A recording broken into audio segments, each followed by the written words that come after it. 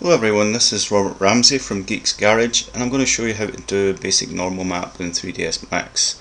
I'm using Max 2012 on a 64-bit laptop, and I'm going to do like a simple rock texture and make a kind of noisy bump for it and turn that into a normal map. So first of all, I'm going to create just a box.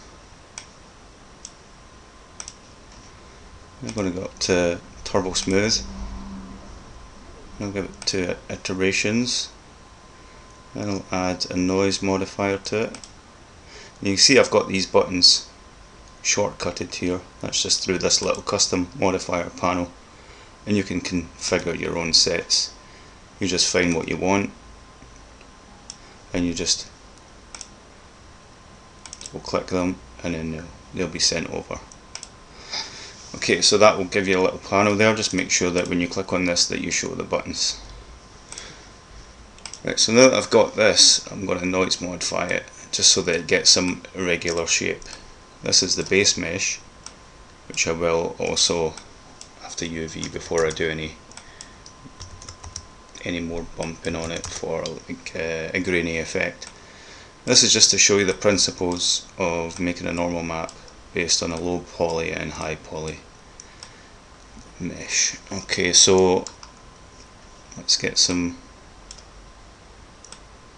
more irregularity on that. Let's see, that should do it. It's going to collapse 2 here. Let's turn this into edible poly. Let me just give it a lighter tone. Right, so I'm going to press F3 to see it here, and Alt W to see it full. Okay, I'm going to press G to turn the grid off.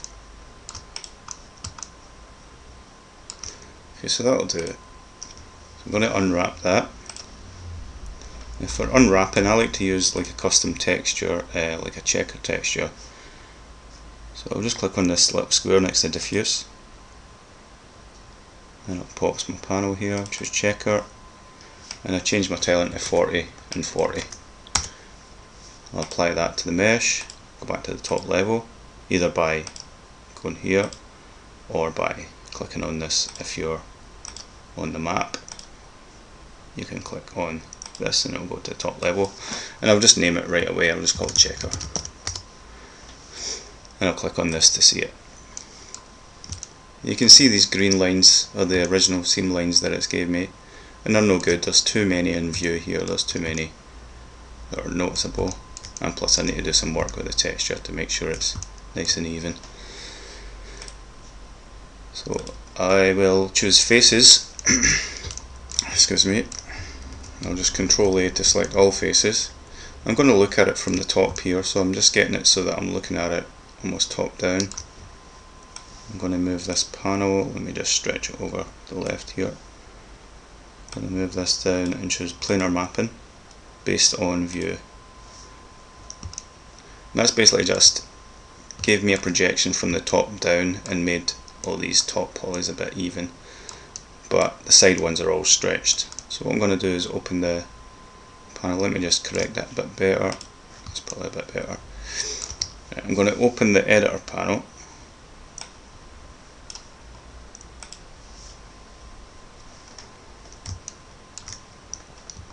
And that's what it's gave me there, but the underside of the rock is actually, you know, overlapping this, so the texture's been used over itself, which isn't any good.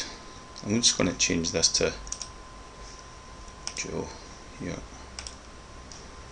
and squeeze this over so I can see what I'm doing.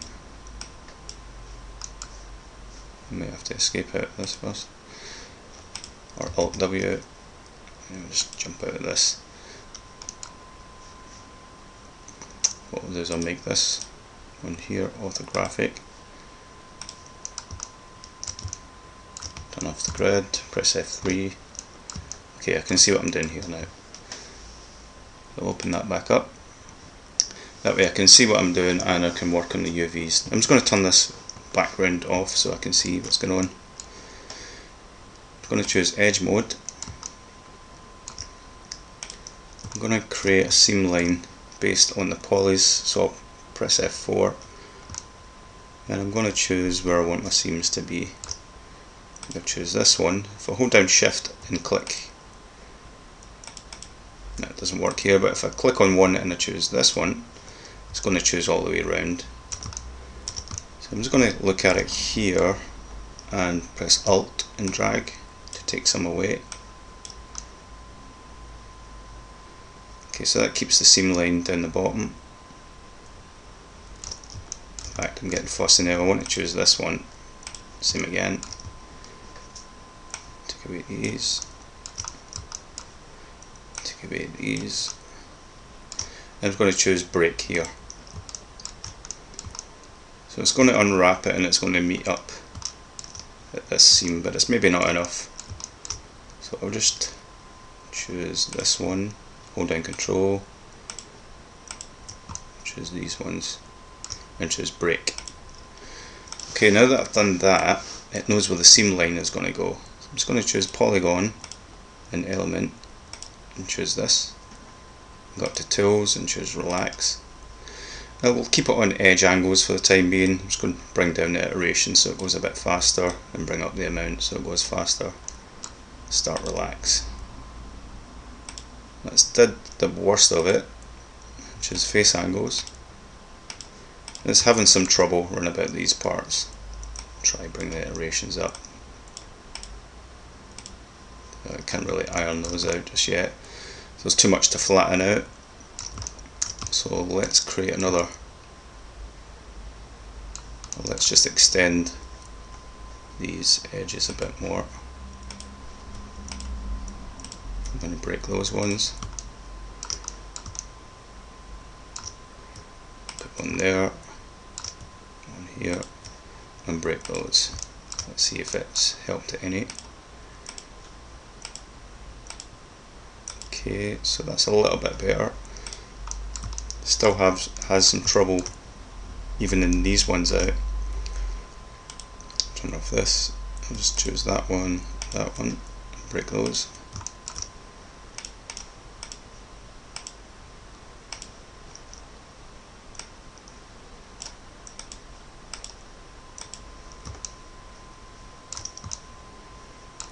Okay, so the checkers look fairly even. There's probably a little area of stretch in here. I'm just having a bit of trouble, so I'll just go in manually.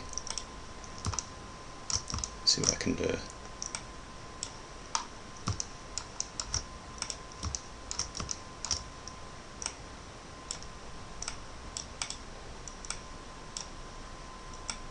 So I'm just evening them out a little bit, just giving them a little bit of texture space.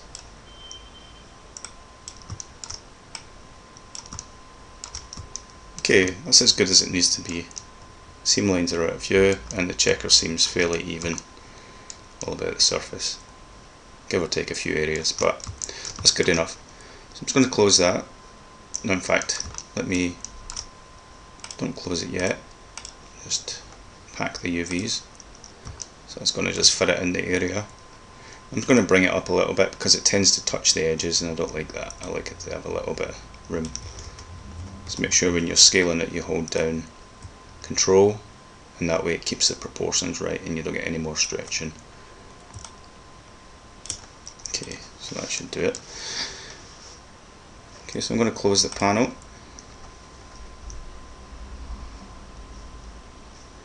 And if I just right click and do collapse to it. Okay, so that's baked in those UVs for this. Okay, so this is the low poly mesh. And what you want to do now is maybe put on like a turbo smooth. Give it a couple of iterations.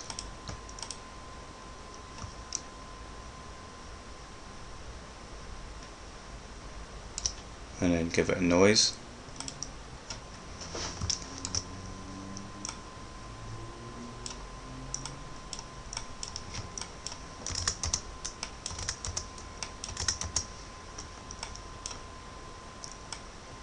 Bring the scale down so it gets quite rough. Not that rough, but maybe about, let's try 3, 5, 10. So it is a bit wild. Let's just bring these values down to the 3, 3, 3. Okay, so if I turn off from Turbo Smooth, you see the low poly, and I turn off noise. So that's the changes that it's made there. Just add another level of Turbo Smooth. Let's see if I can make it a little more distinct. Okay, so the checker was useful for the UV mapping, so I don't want the checker on it anymore. I'm just going to put basic on it to see how rough that is.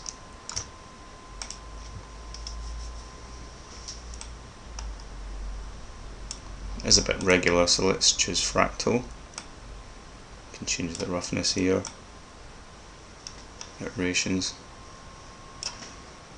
Careful you don't go too high, sometimes this can crash max, so be really delicate with these numbers, especially with Turbo Smooth. Don't go too high with that, it could really mess things up. So what I'm going to do is just copy and paste, Control C and Control V. I'll call this high poly.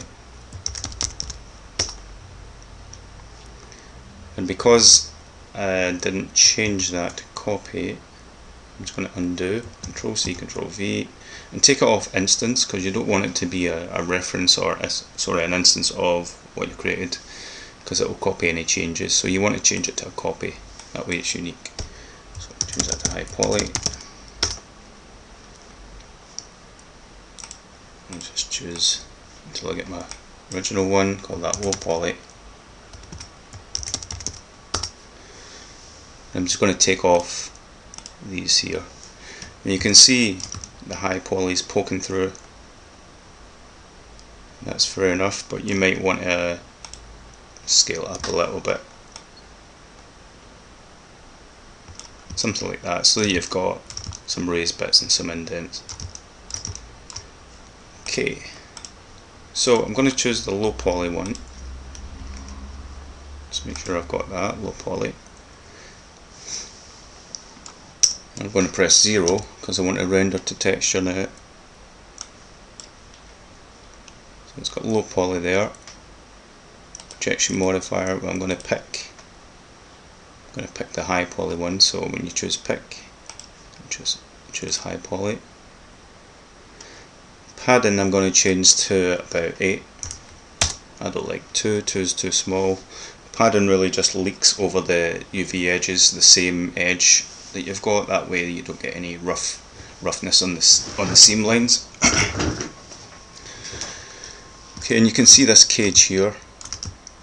Basically it's using the low poly mesh as a cage, but I might want to tighten it up a bit.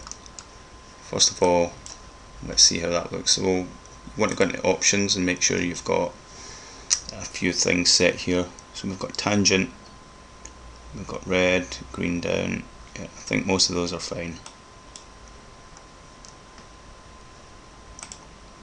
You can open up projection and go to the cage, and you can mess about with the amount of tolerance it's got. It's just always update.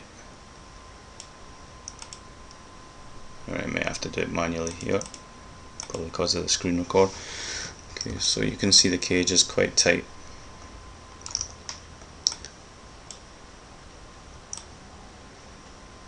Okay, so I'm just going to add the output, and it will be a complete map.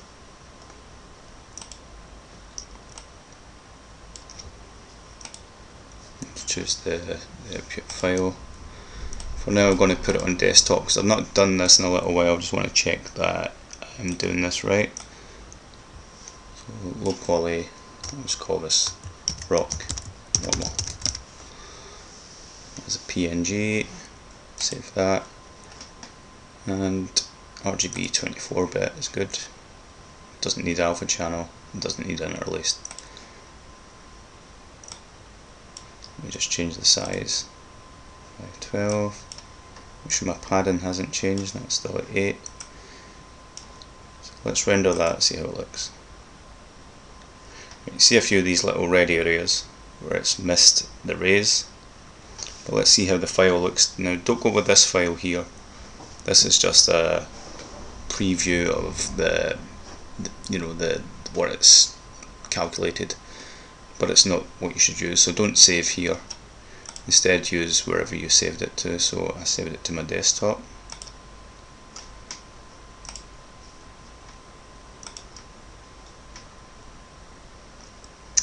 Let's see if I can find it.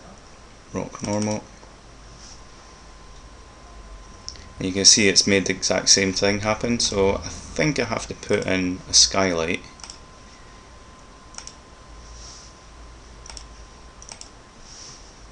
So if I go to lights and choose standard skylight, make sure I'm looking top down, just pop that there, and make sure cast shadows is off. Let's try that again. Choose low poly, press 0. Everything's already set up, so I just have to render again. Overwrite files, and you can see it looks a lot different now. So let's see that file.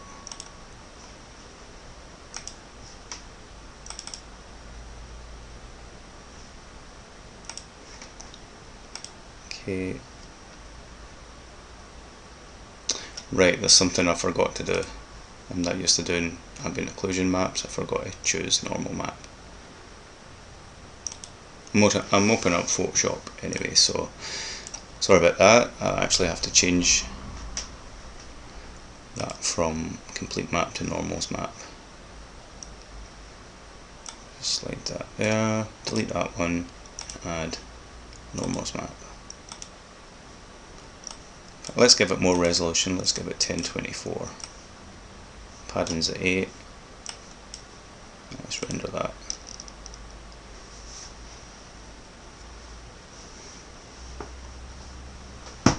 So don't worry about these red areas at the minute. I mean, a few of these isn't too bad. Let's just see how it looks through Photoshop. Desktop. I'm looking for rock normal.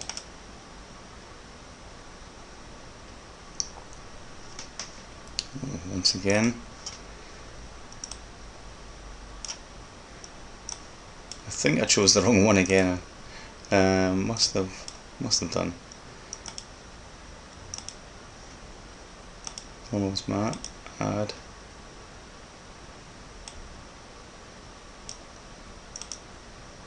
It doesn't matter. Let's try output into normal bump. That might be the one I need. Yeah, so you might make these common mistakes because it is a little complicated panel. Enable projection. Let's try that again. Oh, wait a minute. It's saving this to somewhere else because I changed. So I'll just let that do its thing. This is how confusing it can get for some people, so you're getting to see all the mistakes as well. You can see the preview there. So it has done it right, it's just saved to the wrong location. So let me just choose desktop. So I can't be bothered going through looking for that folder. Let's render again. Yeah, overwrite. Well, that's doing that. Get in Photoshop and just remove that one. That should be ready now.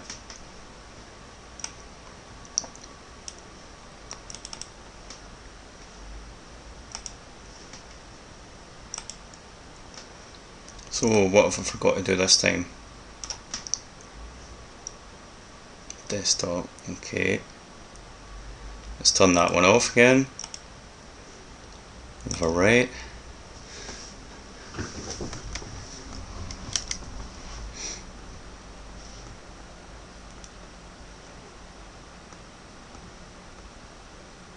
Sorry about the misdemeanors I'm having at the minute. This is usually straightforward, but not today.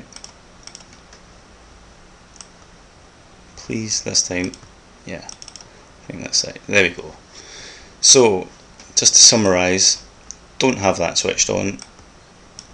I think that just does something to do with the materials, like it will pop it into the normal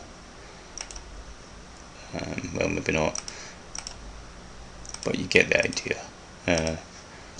Keep that switched off, make sure you set your size and set your padding to 8. 8's generally good, and then choose your file slot and make sure that's normals map.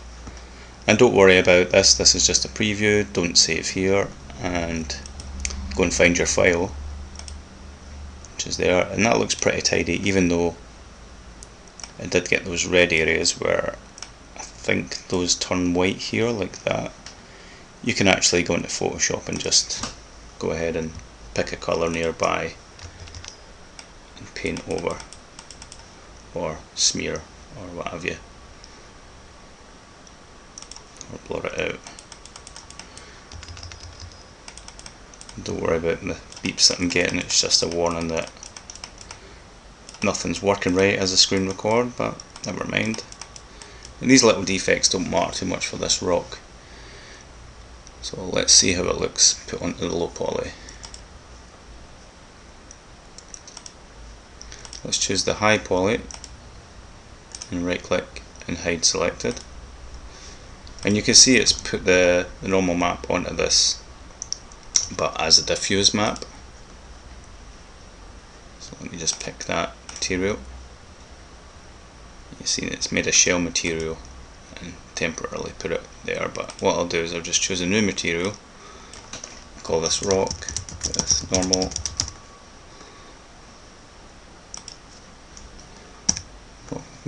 and I'll go to my maps, choose bump, and choose none, choose normal bump, select the normal slot,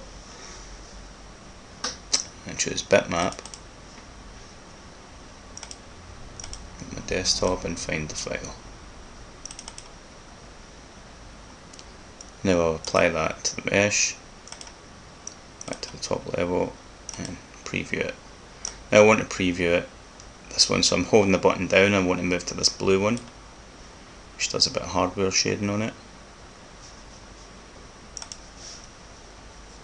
You can't see it too well with the skylight in, so I'm just going to delete that one. Let's choose lights. I'm on low poly, I've got this projection on it, I'm just going to delete that, I don't need that on it anymore.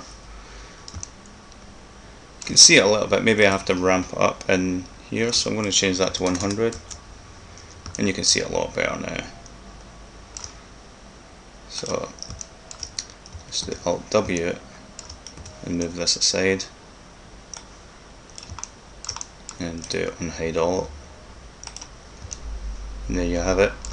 There's the low poly on the left. It does need a little bit of tidying up here and there, but it's not too bad. And the high poly on the right. Let's do the wireframe, and you can see the difference. Then go to, let's go to summary info under properties. See, we've got 96 faces against almost 50,000 faces, and that's a big difference for pretty much the same kind of result. And you can also bake out an ambient occlusion based on this, but you might want to bake it out based on the high poly one, because you'll get better detail from it, but it's just in case you might have lost the high poly. And maybe show you how to do that in the next tutorial. But for now, that's how to bake out a normal map in 3ds Max. Hope you enjoyed this tutorial. Leave comments and I'll do my best to make this clearer if you're struggling, or place any requests for new tutorials. Thanks very much, thanks for watching, and goodbye.